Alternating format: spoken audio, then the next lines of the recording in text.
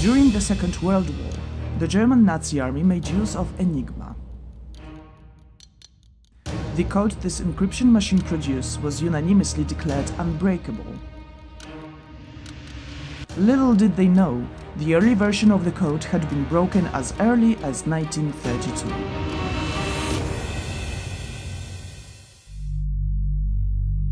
After the First World War, the newly reborn Poland found itself between two aggressive neighbors, Germany and Russia. Poland's ability to anticipate their moves became crucial. The army hired exceptional young mathematicians with a knack for cryptology. They were dubbed the Polish Cypher Bureau. In the years to come, a few turned out to be 1 in a billion talents. 3 of the most gifted were given the task of breaking Enigma's code. They were provided with only a civil version of Enigma, and some outdated charts with code and plaintext believed to be useless. The Polish Cypher Bureau experts started comparing the plaintext to encoded messages. They then applied extremely sophisticated permutations. After a year of work, they had solved the military version of Enigma.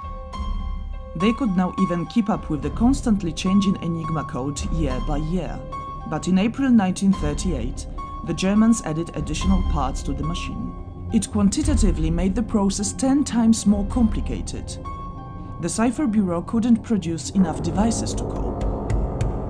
In April 1939, the looming war pushed Polish experts to talk to the Allied military heads. They revealed they'd broken the Enigma code and pledged to supply replicas of the military version. On 1 September 1939, Nazi Germany invaded Poland. The Polish Cypher Bureau was destroyed, and the experts fled the country. Thankfully, their knowledge had already been passed to Allied forces. Their vast contribution to the eventual success of Bletchley Park could never be forgotten.